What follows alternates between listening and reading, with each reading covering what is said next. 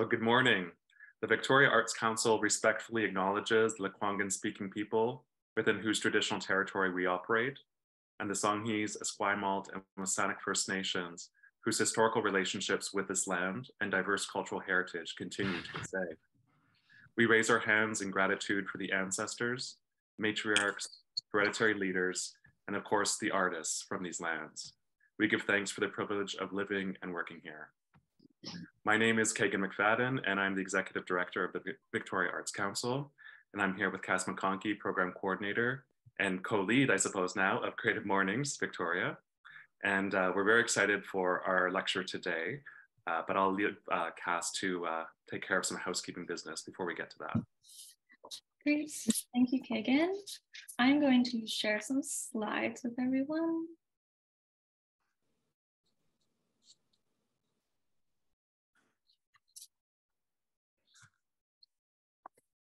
So welcome to Creative Mornings. January's theme is sanctuary. You can stop running now, you're safe here. A sanctuary offers protection to those who are vulnerable, those who are fleeing violence, those who have been cast off and told there's no place for them there, even animals whose habitats have disappeared. Here's a place where you can finally lay your head down and rest. Our Sheffield chapter chose this month's exploration of sanctuary, and Lisa Maltby illustrated the theme, and MailChimp is presenting the theme. Thank you to MailChimp, Creative Mornings' official global partner for marketing. How many entrepreneurs do we have in the room? We have something special for you to bring your heart a sense of joy in all the hard work you do to grow these thriving businesses. This month, our friends at MailChimp, in collaboration with It's Nice That, present All in a Day's Work, which is an animated series of comedy shorts revealing the ups and downs and sometimes painful truths of life as an entrepreneur or a small business owner.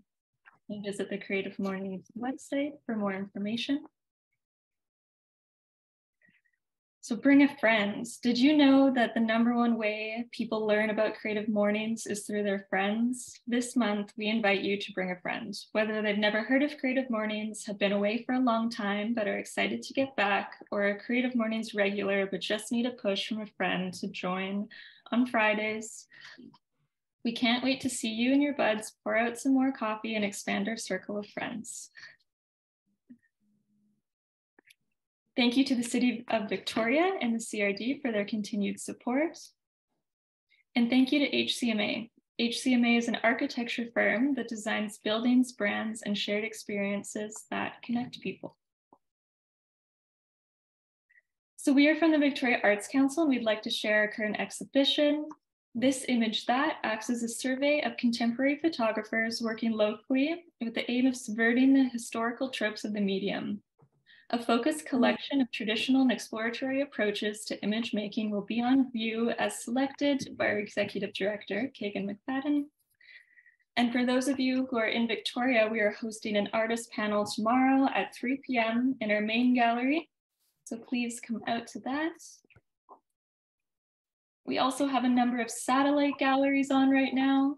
You can check out our website to see where they're all located. They're also mentioned there in the bottom corner, but we have a number of spaces around town showcasing a variety of artists. And we also have a call to artists. So in recognition of International Women's Day, we are seeking proposals from local and regional artists who are interested in participating in a thematic group exhibition throughout March of 2023 in our main gallery. So the 2023 global theme for International Women's Day is Embrace Equity. And we have some more information on our website about our call to artists and details about submitting. The deadline is February 15th, so please check that out. And I'll pass it over now to Kagan to introduce our speaker. Thanks, Cass. It seems like there's more and more to mention every time, but you always do such a great job. Thank you. So it's my pleasure to introduce Nicola Rendell, who is a visual artist and founder/director, as well as chief curator of the Chapel Gallery in Victoria, recently retired. Nikki was born and educated in England. She trained and worked as a pediatric nurse specialist in London before immigrating to Canada in 1983. She now lives in Victoria, BC with her husband and has 2 adult children. Creativity has always been at the core of her being.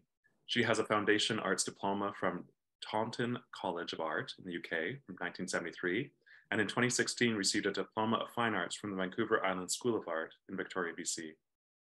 Nikki's recent art practice is multidisciplinary with a particular interest in socio-political expression.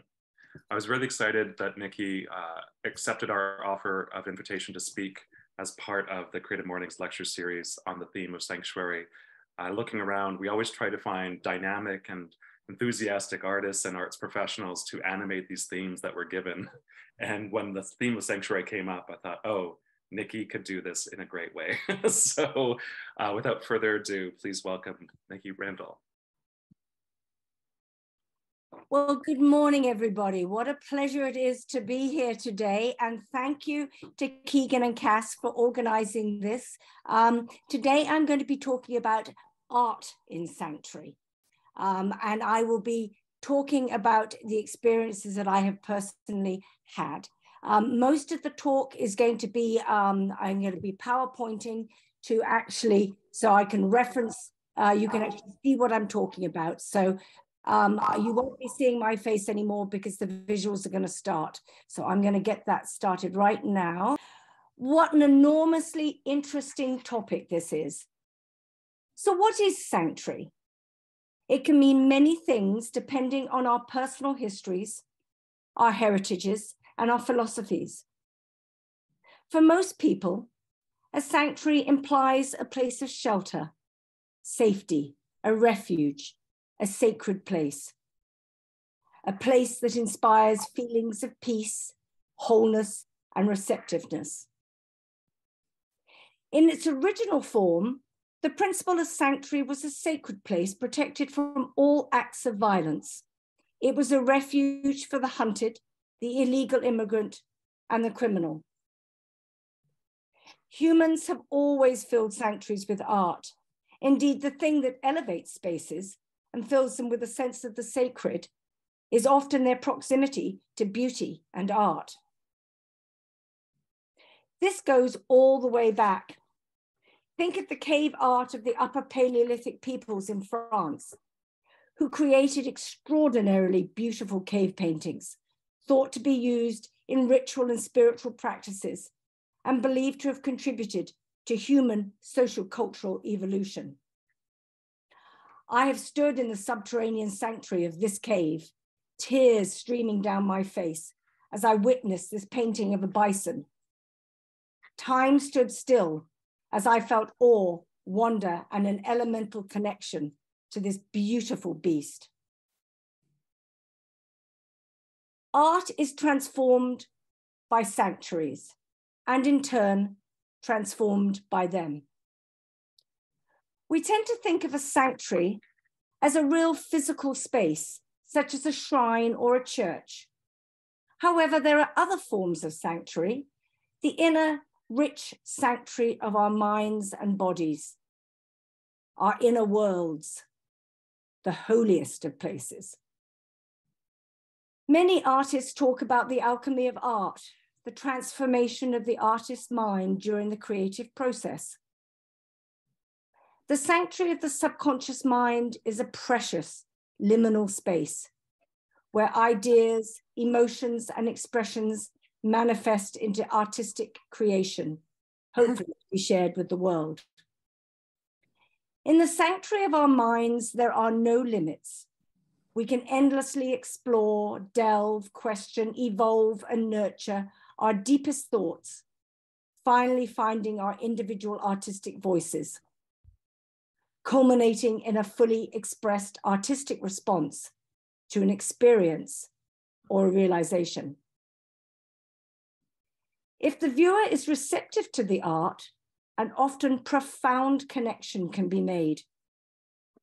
When words are not enough, art can express the inexpressible, complex issues explored, understood, and enabled. Today, I'm going to focus on the concept of art in the sanctuary of a building, a place of worship, and in my experience, a church or a cathedral. These spaces have often displayed art for the teaching of religious beliefs, customs, and values, with the art designed to encourage faithful adherence. I would like to challenge and expand on this traditional role of art in sanctuaries. Today, more and more cathedrals and churches around the world are using their beautiful lofty sanctuaries to host a variety of art forms, from dance and drama, sculpture, installation works, and more.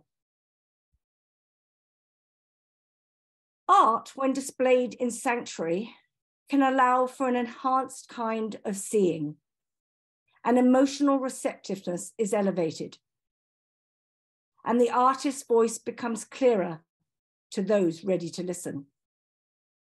A sanctuary may evoke a sense of safety or peace, allowing for receptiveness to new concepts, fresh thinking, and personal growth.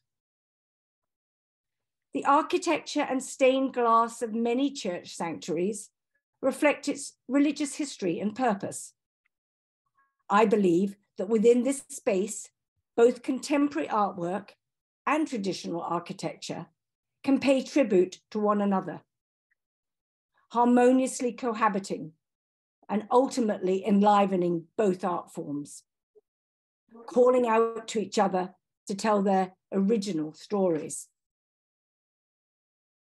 Moreover, sanctuaries can provide a non-threatening haven where art, including socio-political expression, can safely find either its passionate or gentle voice. This can magnify and promote understanding, reflection, and transformation. Trauma can be gently and safely acknowledged, and healing begun.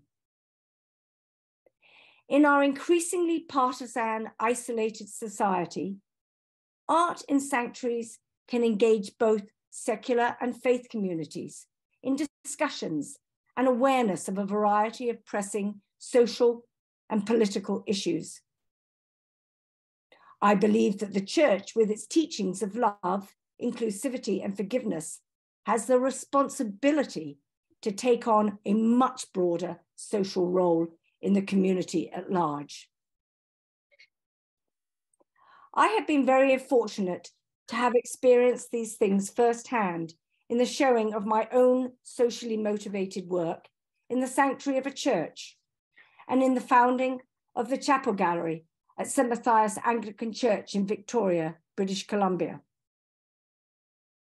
Between 2014 and 2016, I was involved in settling a Syrian refugee family in Victoria. And during this time, I became deeply concerned for their safety and increasingly disturbed by the horrific humanitarian crisis unfolding in Syria. So, being an artist, I did what so many artists throughout history have done. I explored and expressed my deep concerns and thoughts with my art, creating a body of work related to the tragic destruction of a culture and a civilization. In 2017, I was first invited by artist and curator Cornelia van Voors to show this body of work at the Stairwell Gallery at St. Philip's Church in Victoria. I was then invited by Reverend Megan Crosby Shear to show my work in the sanctuary of St. Matthias Church in Victoria. At that time, St. Matthias was the sponsor of the Syrian family that I was helping to settle. The oil paintings being exhibited were a social commentary on the Syrian and refugee crisis as seen from a Western woman's perspective. Most of the paintings I exhibited experienced some form of physical trauma. I would carefully paint an image on wood and then proceed to systematically damage it, using an actual aggressive act to portray the violent destruction of a place. I physically hacked and slashed and burnt with chemicals and fire, drilling small holes in one painting to depict bullet entry points. When the most traumatized pieces were placed on either side of the sanctuary, the paintings seemed more poignant, a testimony. I had shown this work in a traditional gallery, but this time, in this place, something different was happening. The brutalized, slashed work felt as though it was cradled and held safely within the space. Its voice was no longer pained and anxious. It had become clear, almost serene. Several witnesses of the work were deeply moved, prompting discussion and questioning. This work was a catalyst for a service held in the church to acknowledge universal grief and promote healing. The church was packed, tears were shed, people comforted, healing had begun. The concept of showing art in a sanctuary, and in this case, a church, is nothing new to me. I grew up and was educated in England. And over the years, I have had the privilege to travel extensively around the world, visiting many sacred spaces and numerous art galleries. In my travels, I have witnessed the powerful connection between spirituality, art, and sanctuary. For me, these three things are inextricably entwined. Each informs and enhances the other. The art can be safe in its vulnerability. The art, its voice, is given sanctuary in which to expand and be heard. Several years ago, whilst visiting the Cathedral of St. John the Divine in New York City, the largest cathedral in North America, I encountered the social political art of Chinese sculpture, Wu Bing, his glittering mythical phoenixes hanging from the majestic towering Gothic arches of the cathedral's nave. The two 30-foot male and female phoenix sculptures soared, flying down the center of the cathedral sanctuary, picking up the multicolored refracted light from the stained glass windows high above. I was in awe. Getting closer, I saw that the feathers were made from carefully layered work shovels. The birds' crowns made of scraped and weathered construction hard hats. Their bodies from pipes, electrical wire, and other building construction garbage. The work was a stunning tribute to the killed migrant construction workers and thousands of displaced families due to rampant commercial development in China. The surprise of first realizing these beautiful mythical creatures were made from construction garbage, and then on reflection, the realization that the phoenix in Chinese mythology represents transformation, immortality, and rebirth. The metaphor is striking. The art, its voice was strong, clear, and thought-provoking.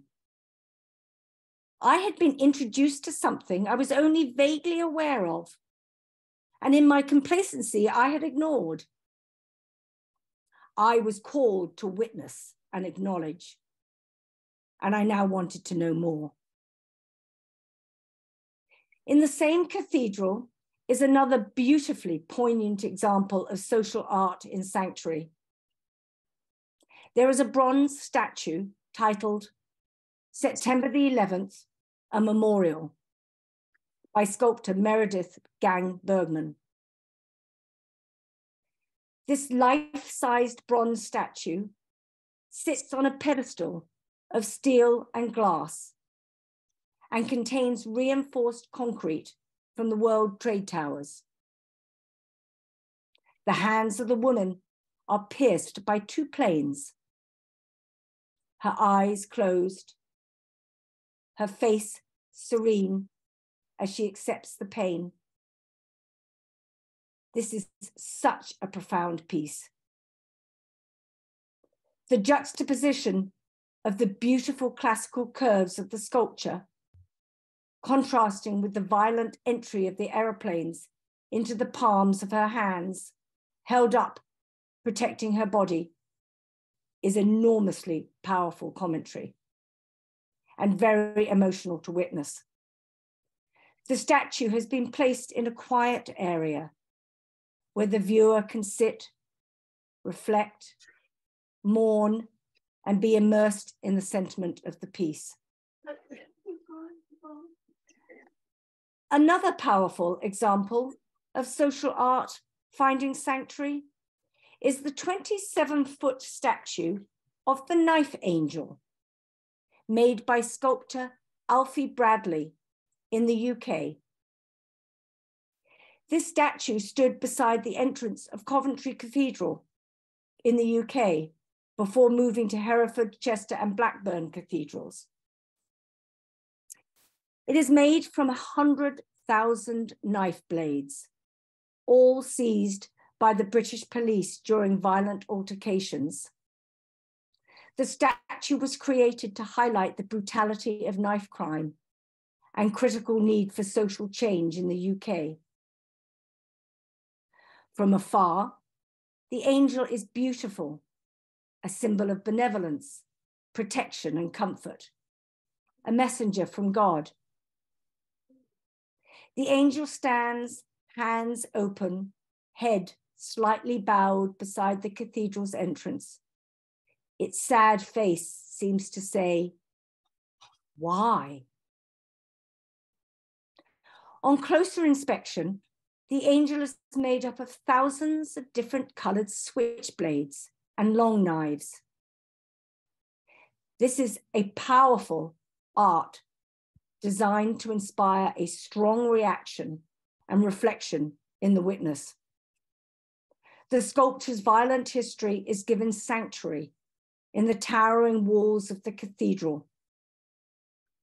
Each cathedral that housed the Knife Angel held memorial services for the victims, along with the formation of anti-violence youth action and discussion groups.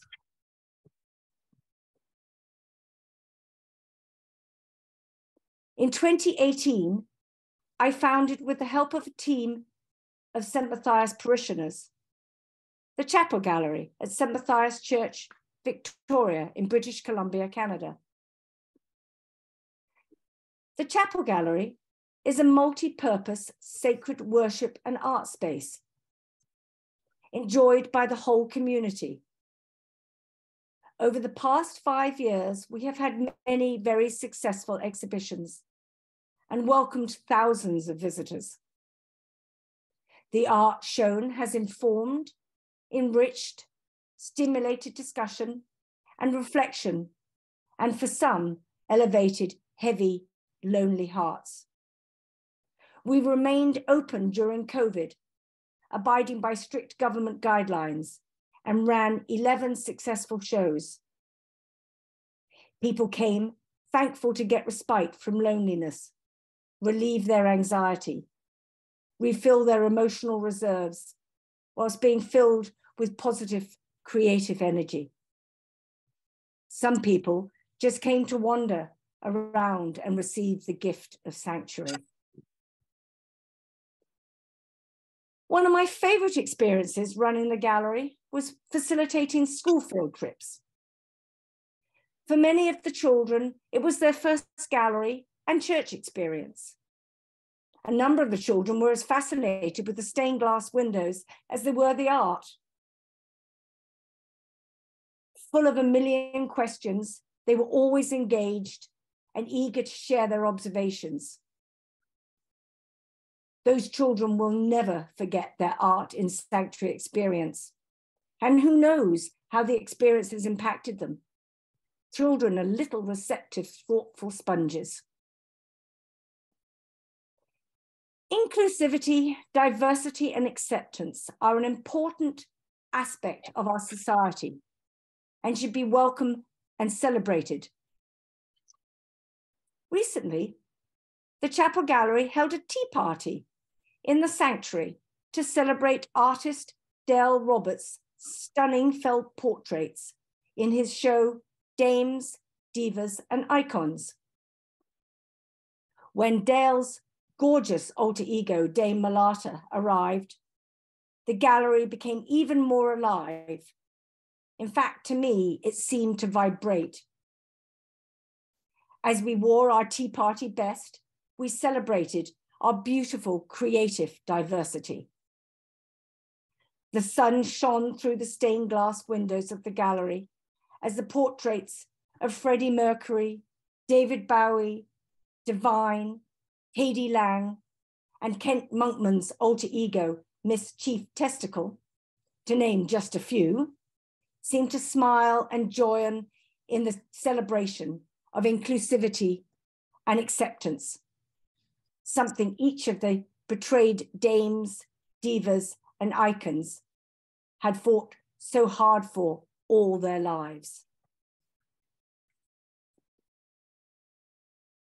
It never ceases to amaze me how each artist's work always felt perfect in the Chapel Gallery.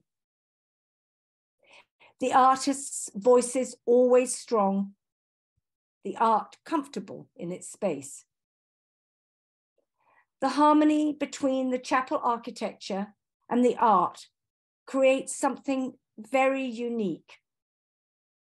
Maybe it was the light from the stained glass window laying in little pools of color across the floor and creeping up the wall below the images. Maybe it was the energy of intent and prayer that pervaded and infused the art. I really don't know. Some things just cannot be explained. Some things just are. Having seen and experienced such profound examples of art in sanctuary, I have developed the firm belief that great social good can come from exhibiting art in a place of worship. We live in times of diminished church participation, resulting in a large number of underused sanctuaries and chapels. To share these beautiful spaces with the community at large, bringing the universal language of art to all, regardless of race, religious, and gender orientation, is an important gift that will keep on giving in a myriad of positive, creative ways. The potential for education, reconciliation, improving mental health, building strong communities, and enhancing our everyday well-being should not be underestimated and is enormous. I believe that art in sanctuary is a vital part of our modern social cultural evolution and should be facilitated by those organizations with sanctuaries and be actively encouraged and supported by the community at large to benefit us all. And I conclude my talk. Thank you so much for giving me the opportunity to express a topic that is very dear to my heart. Thank you. Great. Thank you so much, Nikki. That was wonderful. The images you selected were so powerful, not just the ones from all over the world, but for the ones right here in Victoria that you orchestrated. So thank you for that as well. Now is the time where we open the floor, the digital floor to any questions.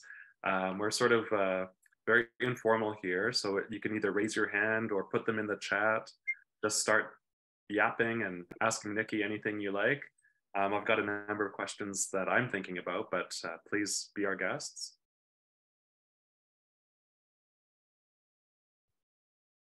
Anyone? Oh, there's reactions. Whoops. Yeah. Well, Nikki, one of the Erfin here in Victoria. okay. Nikki, as somebody who knows you well and knows the gallery well, I just feel that that was such a thoughtful, powerful presentation of the bigger picture of what you and your team have been doing at the Chapel Gallery over these years. Yes. And so as somebody who's already familiar, I feel so touched by what you've shared with us. So thanks so much. Thank you. Thank you. Yeah. As you know, it has been it's a big passion of mine. So Absolutely. That's yeah. coming through all together. Yeah. Yes, Sarah, we see you. Just make sure you're not on mute if you want. Yes, thank you. I just unmuted. I've also watched Nikki's, her own work and the work of others that she's presented at the Chapel Gallery. And I have also known of her passion for it and agree with her that it's such an important, in all churches, but we're members of the Anglican Church, and there are so many fantastic spaces around town where I absolutely believe that art should be shown. So continue the good work, Nikki. Don't give up. Thank you. Beautifully said. Thank you.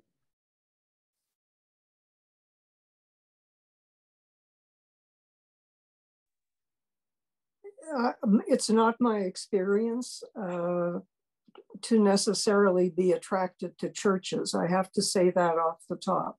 And frankly, on all sorts of trips to wonderful places, I've avoided the churches because it seems to me that the dominant theme certainly has been Christianity, and that sort of hasn't been.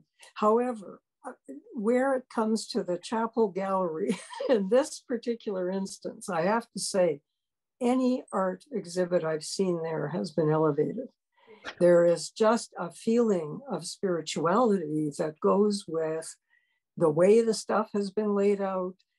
The intentions of the artist somehow are heightened. They have been exquisite, gem-like experiences.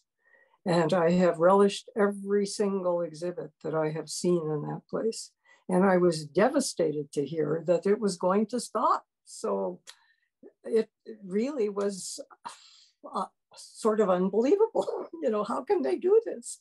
So I'm really wondering whether there are any plans. There really is, as Nikki says, a different feeling with the material in those places, in those spaces. And I have no explanation for that, but even I, who is like la-di-da around religion particularly, would say that I was extremely moved in every instance. Thank you. Yeah. Thank you, Shirley. Yeah, Nikki, I wonder if you do want to discuss, you know, you said that you started the gallery with Matthias Church in 2018. I introduced you as recently retired. So what is the status of the Chapel Gallery at this point? Well, I've retired at the moment that we're not running shows. I think there is some hope that they can reopen. I'm just waiting to see what the church decides to do. So yes, as you can see, it's a big passion for mine, and I really, really hope they do reopen it. But I don't know what their plans are.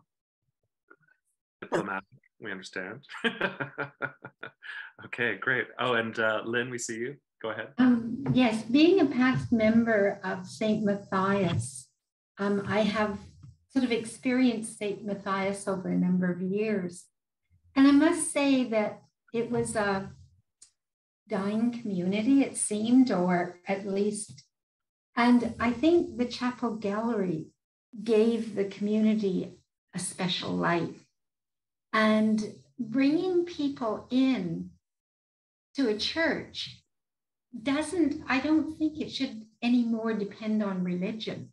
And what this gallery did is it brought people in, and it was really wonderful. I agree about the special feelings. Some of the best feelings, the most populated the church has been in years, were attendees at talks in relation to the gallery. So I think this is a movement forward with churches and the meaning of what they should be. So it represents more than just the chapel gallery. So at any rate, Nikki, it's been wonderful watching your process and attending the events. Yeah, can I just respond to that, Lynn?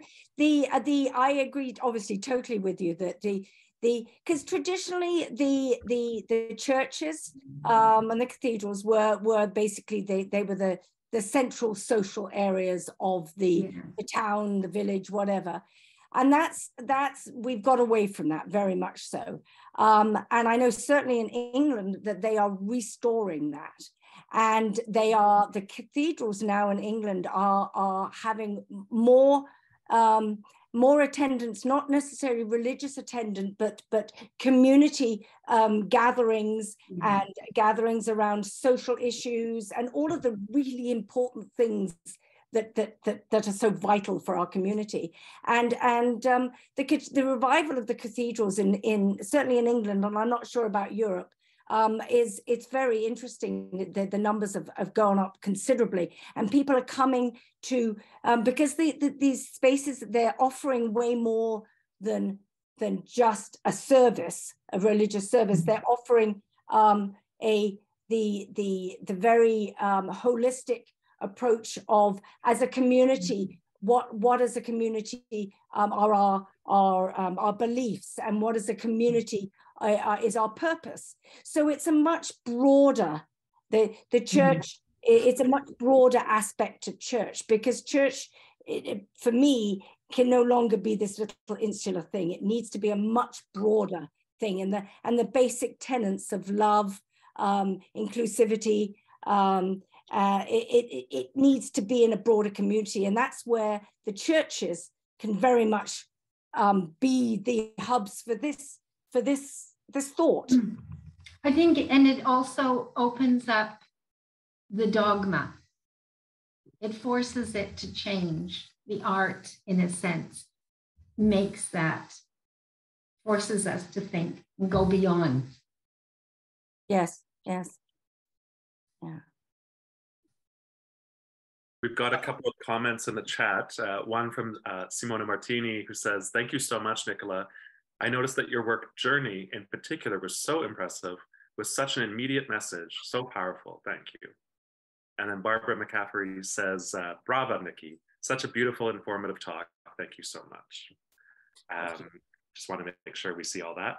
Yeah. I was really taken by the slide that you included of the children with Crystal Fan's show, and you had mentioned that was not only a lot of those kids were the first time seeing a church or being inside a church, but also seeing contemporary art. And what an amazing, collision of ideas there. And I wonder if you could speak a little bit more about that. It was, quite frankly, I was in tears when those kids walked in. Because it's, kids are a pretty rangy bunch, they go on a field trip and they're all poking into stuff and all over. It was really extraordinary. The kids were really quiet. It was as though they knew that they were in somewhere special. And these kids had never stepped, some of them had been in a church, but there were a lot of church people a lot of the kids had no idea what a church was. But it was the way they behaved. They were very incredibly respectful for a bunch of 9 and 10-year-olds. It was extraordinary. And you could have heard a pin drop when Crystal was telling them about her immigration experience as a Vietnamese, a young Vietnamese girl.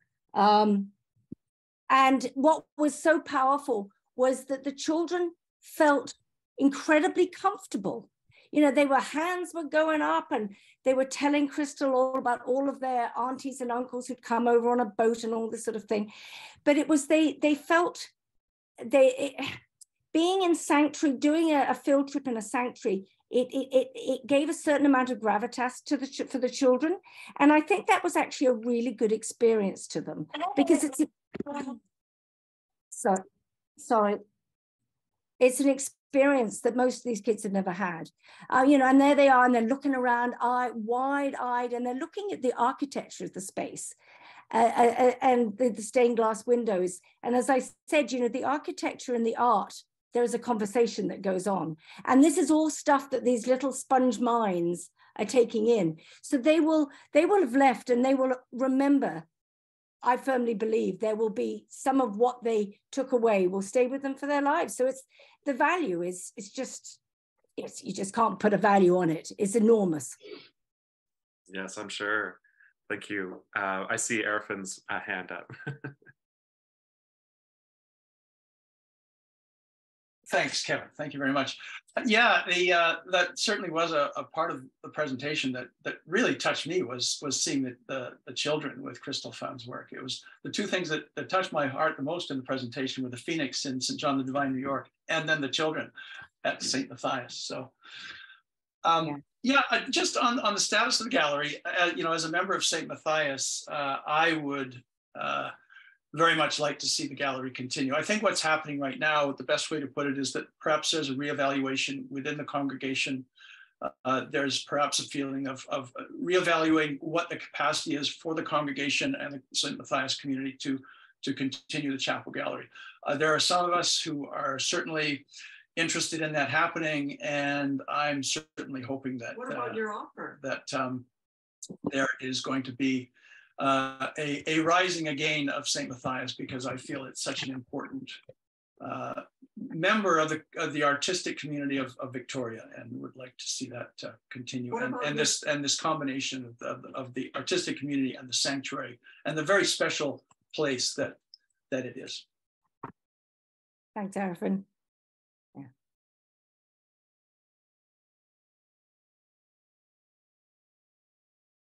Any more questions for Nikki on either what we spoke about in terms of sanctuary, or what's next for Nikki? I always love to ask that that question to our guests, especially you're now, like, I'll say it again, recently retired.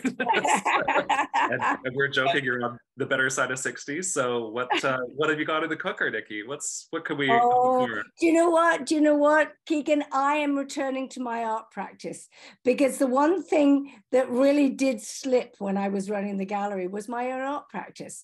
Because for my own art practice, I need to have a lot of space in my head, because all the work I create is not comes from my head. I don't copy things, so I need the space. And of course, with the gallery, I was having a fantastic time. It was just the best. There is nothing more fun than running, as you would know, than running a gallery and meeting all these extraordinary people. It's just pure pleasure, but it's a lot of work. And so, in my retirement, I'm going to revisit my art practice. And anybody who wants to talk about my passion, I'm available to talk about it with them. And, Fantastic. Yes. Well, yes, I can definitely vouch for that it's very hard to split your time in different ways when you're running a gallery, as well as trying to maintain your own art practice.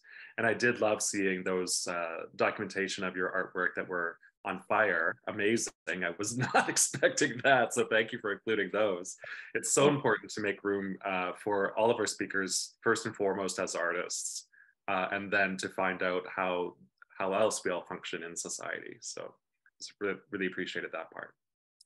I think we might have one more question, maybe. I thought Mark was going to say something.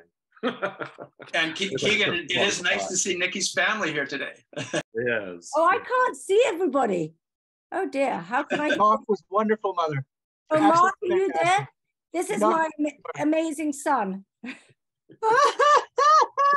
Mom, bravo. Yeah, very well done. Thank you. Okay, well, we're about 10 minutes to. There's no reason for us to extend it any longer, but I do want to thank profoundly Nicola Rendell for the lovely and informative talk.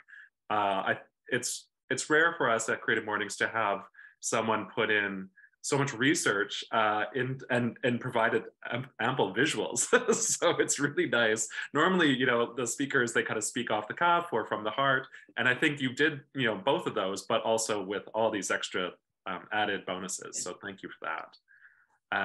Our next Creative Mornings talk is going to be at the end of February. And it's going to be a little bit different. We're going to be on location at Studio 531. And our guest speaker is David Martinello. So David actually has the installation at the Victoria Arts Council satellite space at Studio 531. And if you're not familiar with that, it is an architecture studio located on Harold Street between Store and Government. And it's a big glass box that we've been programming for over a year now. And right now, David, and we do 3-month-long programs. So right now, David's client installation, which is a lovely formalist exploration of the life of wood and the magnitude of deforestation. He'll be speaking about his process, and the theme that month is touch. So it'll be very, I think, informative to have a woodworker talk about touch, but through the eyes of an installation artist. So, and then in March, our theme is going to be corruption, and we're dovetailing that with our International Women's Day exploration. So we're hoping to speak about corrupting patriarchy. So you'll all have to tune in for those. And like I said, this talk has been recorded and will be uploaded shortly. And hopefully you can spread it around and send it to people that weren't able to make it today. Nikki, I did want to mention that Cornelia Van Voorst was hoping, she had registered and was hoping to log on, but she had a conflict this morning, but she sends her best.